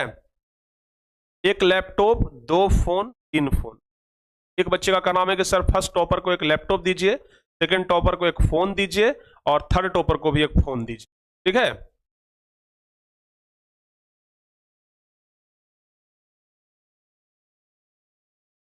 अरे भाई बिहार बोर्ड की तरफ से कहा जाता है ना, वो नहीं दिया जाता है। सोचिए ना कि 2023 का टॉपर है, अभी कुछ दिन पहले की बात है, मुश्किल से प्यारे बच्चों 6-7 दिन हुआ होगा, 6-7 दिन हुआ होगा। दशहरे की छुट्टी में ना हम घर पर गए थे, तब रुमान अशरफ के पिताजी फोन किए, समझ गए ना, कि सर देखिए ना बिहार बोर्ड की तरफ से बोला गया था कि 1 लाख रुपया और एक लैपटॉप मिलेगा, वो अभी तक हमें नहीं मिला है। सोचिए अब इस बार 2023 का परीक्षा में वो लड़का टॉपर बना है, हम अपना इनाम उसको कब का दे दिए, और बिहार बोर्ड यानी सरकार की तरफ से जो इनाम घोषित किया गया है वो आज तक नहीं उसे मिला है, समझ रहे हैं। अब 2024 का एग्जाम आने वाला है, ये होता है सरकार का नियम, समझ गए ना। थोड़ी सरकार पर हम भरोसा नहीं करते हैं, हमारा अपना सरकार है टारगेट बोर्ड प्यारे बच्चों, हम उस पर भरोसा करते हैं, ठीक है ना। अरे भाई कुछ बच्चे तो बोल रहे हैं सर नोबेल प्राइज दे दीजिए, हमारे बस का चीज नहीं है, हम ही को कोई नोबेल प्राइज दिलवा दो ना भाई, हैं, नोबेल प्राइज कोई हम ही को दिलवा दो ना, हम तो धन्य हो जाएंगे, हम तो धन्य हो जाएंगे नोबेल प्राइज पा करके। भारत रत्न ही दिलवा दो, छोड़ो नोबेल प्राइज, भारत रत्न ही दिलवा दो ना, इतना आसान है जी, हैं। अभी खान सर को कुछ दिन पहले मिला है बिहार केसरी सम्मान, खान सर को बिहार केसरी सम्मान मिला है अभी कुछ दिन पहले, सोच करके देखिए, और हम तो अभी भाई बहुत पीछे हैं, समझ गए ना। हाँ, तो चलिए आप लोग अपना अपना कमेंट, अपना अपना राय ना नीचे कमेंट बॉक्स में बताइएगा। अभी फिलहाल क्लास करवा रहे हैं तो सबका कमेंट हम पढ़ नहीं पाएंगे, अपना राय ना कमेंट बॉक्स में दीजिएगा, हम कमेंट पढ़ेंगे और उसके बाद हाँ सार्थक कमेंट दीजिएगा, तर्क संगत दीजिएगा, जिस पर विचार किया जा सके।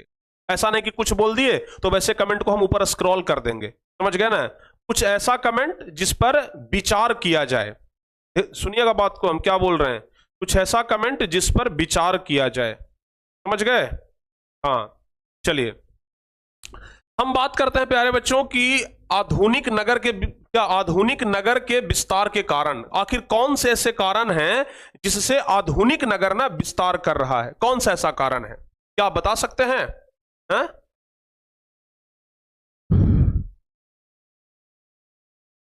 आपका चैनल चाहिए सर। अच्छा, एक लड़का बोल रहा है कि सर हम अगर टॉपर बन जाएंगे तो आपका चैनल चाहिए।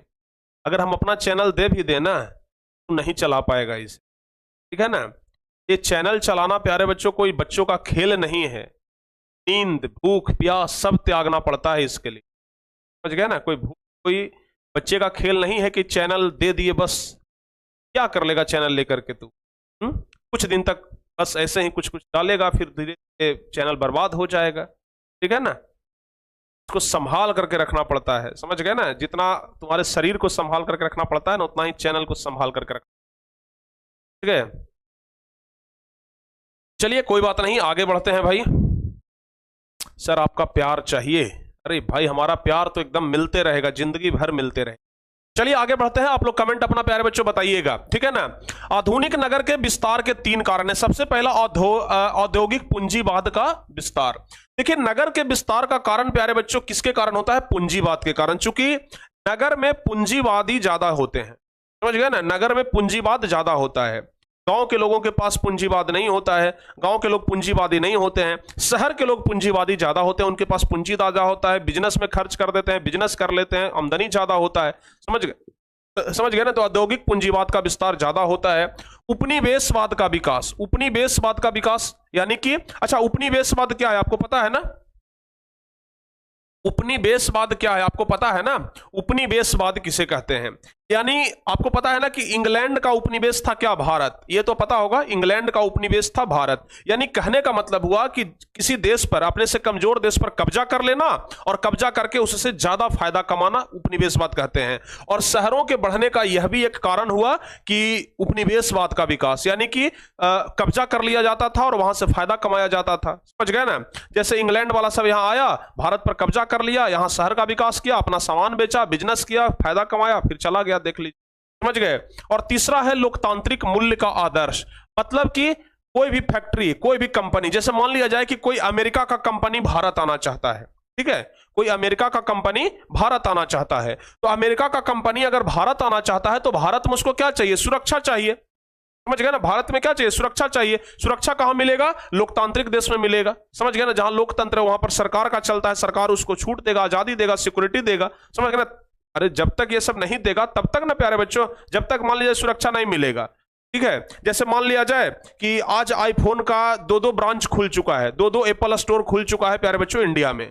अगर एप्पल कंपनी को सरकार की तरफ से सुविधा नहीं मिलता, अगर एप्पल कंपनी को सरकार की तरफ से सिक्योरिटी नहीं दिया जाता, क्या एप्पल कंपनी यहां आता?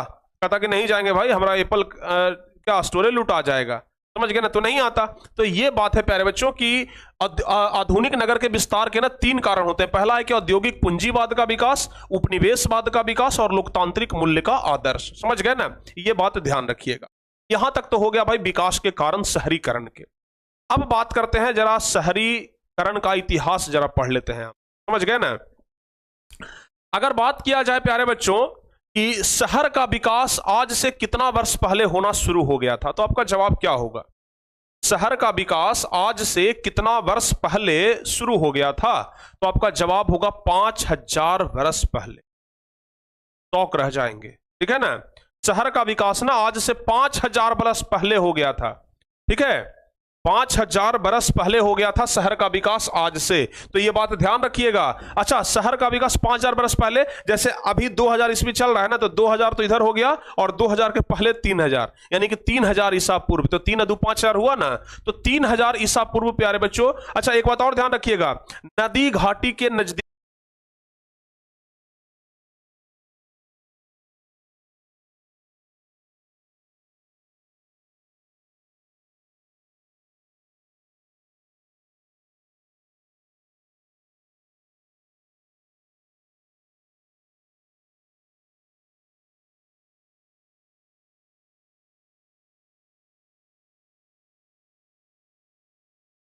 अब जरा देखिए प्यारे बच्चों, चल रहा है इंटरनेट ने ना आज क्या बोले, इंटरनेट तो आज भाई एकदम अपना विकराल रूप दिखा रहा है, ठीक है। इंटरनेट आज अपना विकराल रूप दिखा रहा है।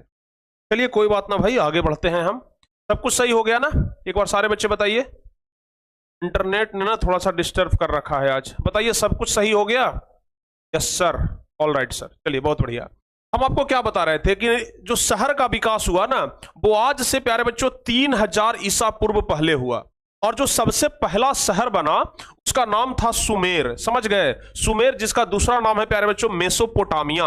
अगर कहेंगे कि सर कौन सा शहर था, अभी के अनुसार उसका नाम बताइए ना, तो अभी के अनुसार उसका नाम है प्यारे बच्चों इराक। समझ गए? इराक का नाम सुने हैं ना, वो सबसे पहला शहर था पूरे धरती पर का, ये समझ लीजिए, पूरे धरती पर का सबसे पहला शहर था, जिसका 3000 ईसा पूर्व पहले उसका क्या हुआ था, निर्माण हुआ था।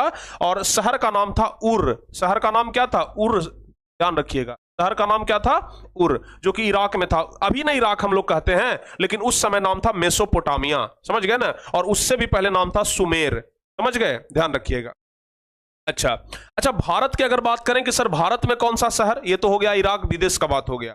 भारत में तो प्यारे बच्चों, भारत में शहरों के बारे में ना पता चलता है कि यहां पर सबसे पहले आया था हड़प्पा की सभ्यता। ये भी शहर है, समझ गए ना, हड़प्पा की सभ्यता। इसी को बोला जाता है सिंधु घाटी की सभ्यता।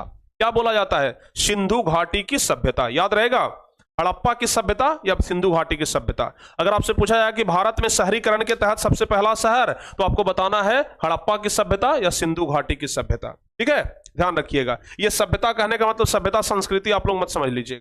चलिए आगे।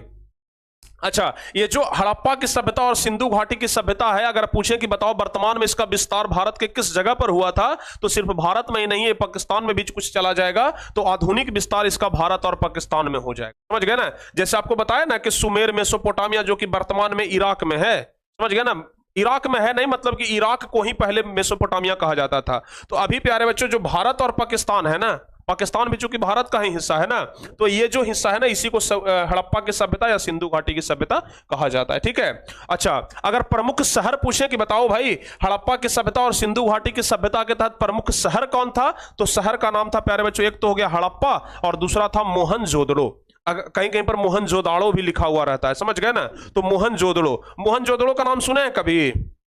मोहनजोदड़ो का नाम सुने हैं? ये भारत का सबसे पुराना शहर है। ठीक है, ऋतिक रोशन का एक फिल्म निकला है मोहनजोदारो, ठीक है ना, देखिएगा, बहुत अच्छे तरीके से पता चलेगा कि पहले का सभ्यता क्या था। ठीक है ना, तो ये हड़प्पा और मोहनजोदाड़ो पहले का शहर है भारत का। ठीक है ना, इसके अलावा रोम और यूनान में भी कुछ प्राचीन नगर का विस्तार हुआ था, ये भी ध्यान रखिएगा। रोम और यूनान में भी कुछ प्राचीन नगर का विकास हुआ है, जिसका वर्णन मिलता है। अगर शहरीकरण और शहरी जीवन के बारे में हम बात करें तो विशालकाय शहरीकरण के बारे में ना एक व्यक्ति हैं दुर्गाचरण राय, ध्यान रखिएगा, एक व्यक्ति हैं दुर्गाचरण राय, वो आधुनिक शहर का विशालतम एवं भव्यता का वर्णन किए हैं। ठीक है, दुर्गाचरण राय जी जो हैं वो शहरीकरण के बारे में ना एकदम भव्य तरीके से बताए हैं कि शहरीकरण कितना विशाल था, शहरीकरण के कारण कितने विशाल विशाल भवन का निर्माण हुए, कितने बड़े बड़े शहर बने, इन सबका ना वर्णन मिलता है दुर्गाचरण राय के आधुनिक जो मतलब दुर्गाचरण राय के द्वारा लिखा गया एक पुस्तक है प्यारे बच्चों, जिसका नाम है देवगानेर मारते आगमन। क्या नाम है? ध्यान रखिएगा, देवगानेर मारते आगमन, ये पुस्तक का नाम है। ठीक है ना, तो दुर्गाचरण राय जो कि एक व्यक्ति का नाम है, तो दुर्गाचरण राय जी ने, ठीक है ना, शहरों के बारे में लिखा अपनी पुस्तक में। पुस्तक का नाम क्या है? देवगानेर मारते आगमन। इस पुस्तक में ना विस्तार से शहरों के बारे में वर्णन किया है, शहरों के बारे, शहरों के भव्यता के बारे में, शहरों के विशालतम रूप के बारे में वर्णन किए हैं। नाम याद रखिएगा, क्या नाम है? दुर्गाचरण राय। ठीक है ना, ये बात ध्यान रखिएगा। ओके, चलिए अब प्यारे बच्चों बात करते हैं, आपको हम इसके पिछला चैप्टर में पढ़ाए थे कि शहरों का विकास कैसे हुआ, कुछ याद है? आधुनिक शहर का विकास कैसे हुआ, कुछ याद है?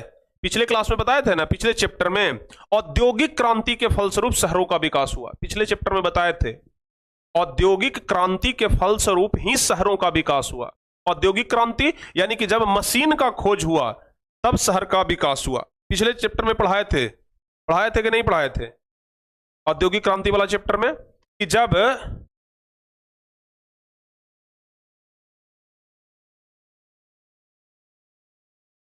पढ़ाए थे ना, हाँ, कि औद्योगिक क्रांति के फलस्वरूप ही क्या हुआ? शहरों का विकास हुआ। यानी कि जब मशीनरी युग आया तो लोग धीरे धीरे मशीनों से काम करने लगे, और जब मशीन से काम करने लगे तो गांव के मजदूर शहर जाने लगे, और इसलिए धीरे धीरे करके शहरों का विस्तार हुआ। ठीक है, तो सर्वप्रथम औद्योगिक क्रांति कहां हुआ था? इंग्लैंड में, यह भी आपको पता है। सबसे पहला औद्योगिक क्रांति कहां हुआ था? इंग्लैंड में हुआ था। तो इंग्लैंड में प्यारे बच्चों सबसे पहला क्या हुआ? औद्योगिक क्रांति। अच्छा, इंग्लैंड का अगर हम पूछें कि बताओ इंग्लैंड में तो औद्योगिक क्रांति हुआ, लेकिन इंग्लैंड में सबसे पहला शहर कौन बना? इंग्लैंड में सबसे पहला शहर, जैसे भारत में पहला शहर बना था मोहनजोदाड़ो, हड़प्पा, तो वैसे ही इंग्लैंड का सबसे पहला शहर, तो इंग्लैंड का सबसे पहला शहर था लंदन, जो कि आज तक है। लंदन घूमने का सपना किसको नहीं होता है, समझ गए ना। तो इंग्लैंड का सबसे पहला शहर, तो जवाब होगा लंदन। इंग्लैंड का सबसे पहला शहर लंदन, ध्यान रखिएगा। ठीक है ना, अब प्यारे बच्चों लंदन के बारे में थोड़ा सा बताते हैं। अगर हम चले जाएं प्यारे बच्चों 1750 ईस्वी में, 1750 ईस्वी में अगर हम चले जाएं तो 1750 ईस्वी में लंदन की जनसंख्या पता है 6 लाख थी। ठीक है ना, 1750 ईस्वी में लंदन की जनसंख्या 6 लाख थी।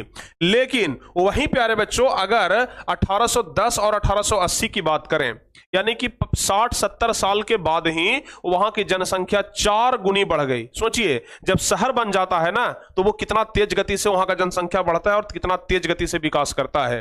तो 1950 ईस्वी में लंदन की जनसंख्या 6 लाख और फिर प्यारे बच्चों 1810-1880 में लंदन की जनसंख्या बढ़कर के कितना हो गया, 40 लाख हो गया। समझ गए ना। तो अगर आपसे पूछा जाएगा कि इंग्लैंड का सबसे पहला शहर, तो लंदन का जनसंख्या 1750 के अनुसार 6 लाख, 1880 के अनुसार 40 लाख। समझ गए ना। 1810 से 1880 के अनुसार, ये भी ध्यान रखिएगा। चलिए सारे बच्चे समझ गए ना। अच्छा, पिछले क्लास में प्यारे बच्चों, सॉरी बार बार हम पिछला क्लास बोल देते हैं, पिछले चैप्टर में हम आपको ये बताए थे कि औद्योगिक क्रांति के फलस्वरूप पहले तो क्या हुआ कि मजदूरों को बुलाया जाने लगा, भाई कि आओ भाई काम करो हमारी फैक्ट्री में। और जब मजदूर वहां पर गए थे तो फिर मजदूरों के साथ दुर्व्यवहार होने लग गया था। ये घटना कब की है, 18वीं-19वीं शताब्दी के है। 18वीं-19वीं शताब्दी बोले तो 18वीं शताब्दी यानी कि 1700 से 1800 और 1800 से 1900 ईस्वी। समझ गए ना।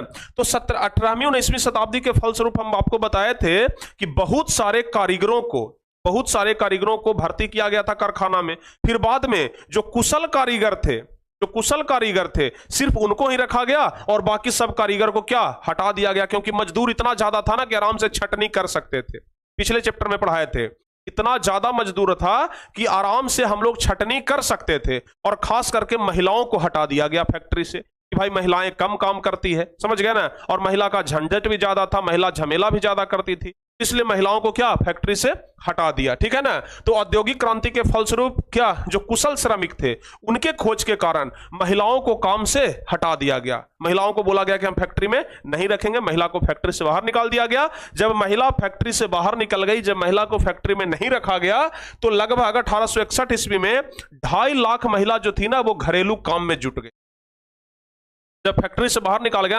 अब देखिए यहां के बाद ना हम थोड़ा सा आ गए हैं प्यारे बच्चों पिछला चैप्टर में, औद्योगिक क्रांति चैप्टर में, क्योंकि आपके किताब में है। समझ गए ना। तो पिछला चैप्टर में हम आ गए हैं और वहां से आपको हम समझाने का प्रयास कर रहे हैं। ठीक है ना। ध्यान रखिएगा। हम क्या बता रहे हैं, 1861 में 2.5 लाख महिला घरेलू काम में जुट गई प्यारे बच्चों। ठीक है। अच्छा, उस समय हम आपको पिछले चैप्टर को याद करिए, हम आपको यह भी बताए थे कि बहुत सारे नाबालिग बच्चों से भी काम लिया जाता था। याद है, बहुत सारे छोटे बच्चों से भी काम लिया जाता था। आपको हम बताए भी थे कि जब माँ बाप चल जाता था काम करने तो बेटा इधर उधर घूमता था, तो फैक्ट्री का मालिक बोला कि बेटा को भी साथ बुला लो, तो बेटा को भी साथ में बुलाया जाता था। समझ गए ना। तो छोटे बच्चों से काम लिया जाता था। फिर बाद में क्या हुआ, इन छोटों बच्चों पर रोक लगा दिया गया बाल श्रम के कारण। 1870 में अनिवार्य प्राथमिक शिक्षा कानून लाया गया था। याद होगा पिछले चैप्टर में पढ़ाए थे। 1870 ईस्वी में ना अनिवार्य प्राथमिक शिक्षा कानून लाया गया, क्योंकि जब तक बच्चे फैक्ट्री में काम करते थे इनको नहीं पढ़ाया जाता था। बाद में जाकर के अनिवार्य प्राथमिक शिक्षा लाया गया कि नहीं भाई बच्चों के लिए प्राथमिक शिक्षा बहुत जरूरी है और कम से कम प्राथमिक विद्यालय तक उन लोग को पढ़ाया जाना चाहिए। तो 1870 में अनिवार्य प्राथमिक शिक्षा लागू किया गया। अभी अगर हम आपसे पूछे कि बताओ प्राथमिक शिक्षा अनिवार्य रूप से कहां तक है, सॉरी प्राथमिक शिक्षा नहीं, अगर हम बिहार की बात करें या पूरे देश की बात करें तो 12वीं तक ना शिक्षा को एकदम फ्री रखा गया है। समझ गए ना। 12वीं तक एकदम अनिवार्य शिक्षा लागू कर दिया गया है। 12वीं तक एकदम फ्री। देखते हैं ना, इंटर का डिग्री एकदम फ्री तक हो जाता है। समझ गए। पढ़ने का पैसा लगता है, नहीं लगता है। समझ गए ना। अच्छा, उसके बाद भी जब प्राथमिक शिक्षा कानून लाया गया फिर भी बच्चों से काम करवाया जा रहा था भाई। तो उसके बाद क्या हुआ, 1902 ईस्वी में बाल श्रम निषेध कानून लाया गया, जिसको कि हम लोग फैक्ट्री कानून भी कहते हैं। पिछले चैप्टर में हम आपको फैक्ट्री कानून के बारे में पढ़ाए थे। समझ गए ना कि 12 वर्ष से कम उम्र के जो बच्चे हैं उनसे आप काम नहीं करवा सकते हैं, ये कहता था फैक्ट्री कानून। यानी कि बाल श्रम निषेध कानून लाया गया, जिसमें यह साफ तौर से कहा गया कि 12 वर्ष से कम उम्र के जो बच्चे हैं उनसे आप काम नहीं करवा सकते हैं। समझ गए ना, से आप काम नहीं करवा सकते हैं। समझ गए। और ये लाया गया 1902 ईस्वी में बाल श्रम निषेध कानून, जिसको फैक्ट्री कानून कहते हैं। और इसमें कहा गया फैक्ट्री कानून के तहत कि 12 वर्ष से कम आयु का बच्चा होगा वो कल कारखाना में काम नहीं करेगा। समझ गए ना। तो शहरीकरण के कारण कुछ फायदा भी था तो कुछ नुकसान भी था। ये सब क्या है, ये सब नुकसान ही है ना। बच्चों से काम करवाना ये सब क्या है, नुकसान ही है। तो शहरीकरण के कारण ना कुछ नुकसान भी था प्यारे बच्चों। केमिस्ट्री का पैनल PDF नहीं मिला है, ओके हम दे देंगे आपको। ठीक है ना, सेव करके रखें, दे देंगे। चलिए, तो यहां तक सारे बच्चे समझ गए। अब उसके बाद अब देखिए, जो मजदूर गांव से शहर की ओर जाते थे काम करने के लिए, तो शहर में रहने के लिए उनको जगह चाहिए ना जी। जो मजदूर जाते थे घर से बाहर में काम करने के लिए, वो तो ऐसा नहीं था कि उनके लिए वहां पर एकदम 2 BHK फ्लैट वहां पर पहले से रखा हुआ था कि मजदूर आएंगे काम करने के लिए और यही वाला 2 BHK फ्लैट में रहेंगे, टाइल्स उल्स लगा करके रख ले था। नहीं, उनको प्यारे बच्चों या तो सड़क पर सोना पड़ता था या तो रैन बसेरा में सोना पड़ता था। समझ गए ना, या तो सड़क पर या तो रैन बसेरा। अच्छा, रैन बसेरा एक ऐसा जगह होता है ना जहां पर आदमी खचाखच भरा होता है। समझ गए, रैन बसेरा एक ऐसा जगह होता है जहां पर आदमी ने एकदम ठसम ठस कह सकते हैं कि भरा हुआ रहता है। समझ गए, जहां पर बस आप आराम से रात गुजार सके, उसे कहते हैं रैन बसेरा। समझ गए ना, रैन बसेरा उसी को कहा जाता है। तो जो मजदूर यहां से जाते थे ना, वो रैन बसेरा में ठहरते थे। लेकिन इतनी संख्या में मजदूर गांव से शहर की ओर जाने लगे, इतनी संख्या में कि रैन बसेरा में जगह नहीं मिल रहा था। समझ गए, तो जब रैन बसेरा में जगह नहीं मिल रहा था तो सरकार की तरफ से भी ना कुछ इस प्रकार का मजदूरों के रहने का प्रोग्राम किया गया, लेकिन सरकार की तरफ से ज्यादा सुविधा थोड़े मिलता है। तो कुछ जो अमीर प्रवृत्ति के लोग थे, जिनके पास बहुत ज्यादा पैसा था, जो पूंजीपति थे, वो क्या किए कि मजदूरों के रहने के लिए कुछ जगह बनाए। समझ गए ना, मजदूरों के रहने के लिए जगह बनाए और अमीरों के द्वारा, एक तरीके से समझिए कि अमीरों के द्वारा जो रैन बसेरा बनाया गया, अमीरों के द्वारा जो रहने के लिए जगह बनाया गया, उसको कहते हैं टेनेमेंटस। क्या कहा जाता है पता है? ध्यान रखिएगा, टेनेमेंटस। समझ गए ना, ये अमीरों के द्वारा बनाया गया जगह है जहां पर मजदूर रहते थे। टेनेमेंटस एक तरीके से समझिए कि रैन बसेरा ही है। समझ गए ना, तो रैन बसेरा में बहुत ज्यादा भीड़ रहता था, जिसके वजह से क्या होता था, लोग रोड पर गुजर बसर करते थे, मजदूर लोग। अच्छा, ये बताइए कि जब मजदूर हैं भाई तो वो अपना कर्तव्य तो दिखाएंगे ना। जब मजदूर हैं तो वो अपना कर्तव्य दिखाएंगे। सब मजदूर अच्छे नहीं ना होता है। कुछ मजदूर क्या करता था ना कि रात में दारू पी करके वो अपना आप को ना प्रधानमंत्री का बाप समझता था। समझ गए ना, यानी कि रैन बसेरा में या फिर जो रोड पर जो मजदूर दिन भर बेचारा काम करता था, समझ गए, दिन भर बेचारा फैक्ट्री में जम करके काम किया, रात दिन भर का थका हुआ शरीर रहता था, सोचता था कि 2 पैक मार लेंगे ना तो दर्द भाग जाएगा। समझ गए, इसलिए रात में आकर के 2 पैक मार लेता था और उसके बाद एकदम चलता था खलीफा के जैसा और अपने आप को ना समझता था कि प्रधानमंत्री तो हम ही न हैं, नरेंद्र मोदी तो ऐसी हमारा स्टाफ है। समझ गए ना, अपने आप को इसने समझता था। समझ गए, तो होता क्या था कि दारू पी करके बहुत ज्यादा इधर उधर, यानी कि जो मध्यम वर्गीय लोग थे ना उनको बहुत ज्यादा परेशान करते थे।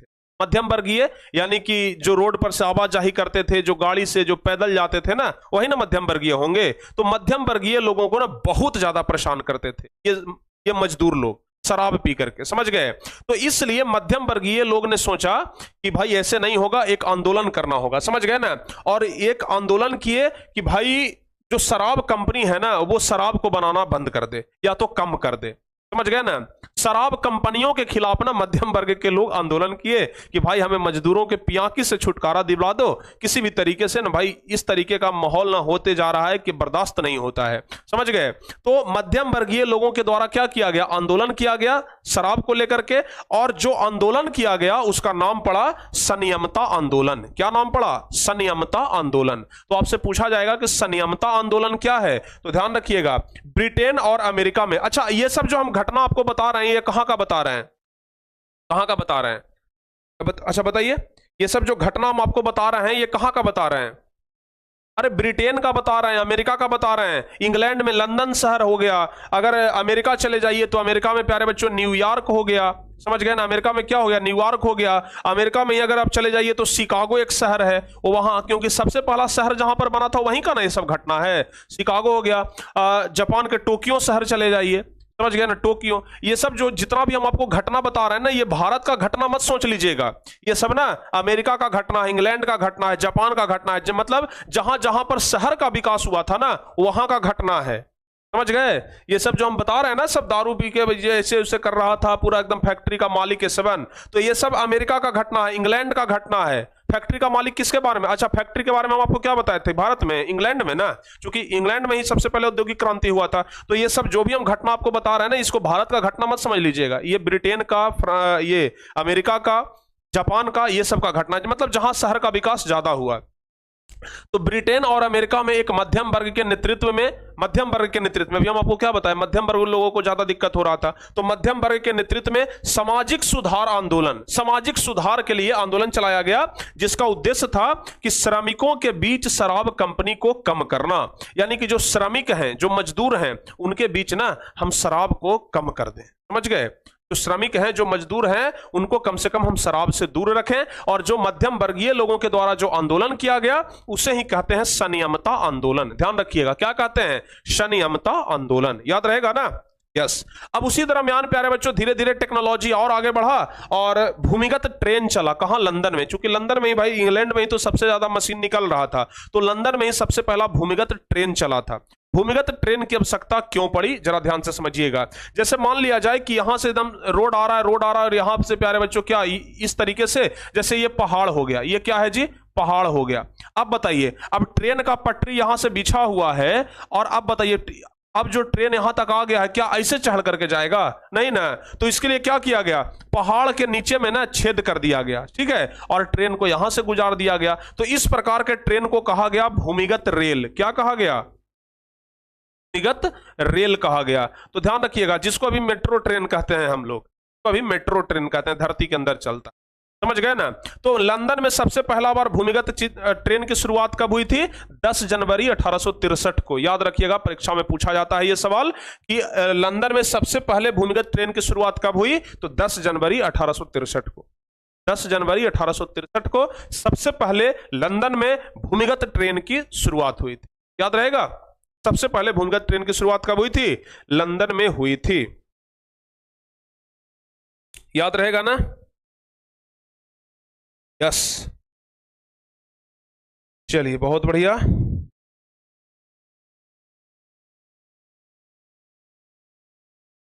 दिक्कत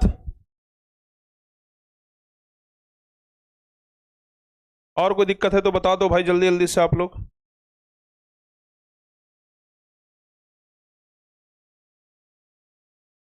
अच्छा, अगर हम भारत में पूछ लें तब भारत में सबसे पहला ट्रेन कब चलाया गया था? किसी बच्चे को पता है? भारत में सबसे पहला ट्रेन कब चलाया गया था? बताइए तो, देखते हैं कितने बच्चों को पता है। भारत में सबसे पहला ट्रेन कब चलाया गया था? भारत में सबसे पहला ट्रेन, भारत में सबसे पहला ट्रेन कब चला था प्यारे बच्चों? कितने बच्चे हैं जिनको पता है कब चला था और कहां से कहां तक चला था? यह भी आपको बताना है। भारत में सबसे पहला ट्रेन कब चला था? 1863। 63 कि 53 है? 63 है कि 53 है? 1853 होगा भाई, 63 नहीं होगा। समझ गए ना? 16 अप्रैल 1853 को, 16 अप्रैल 1853 को चला था। कहां से कहां तक चला था? मुंबई से थाने के बीच चला था, ठीक है ना? मुंबई से थाने के बीच चला था।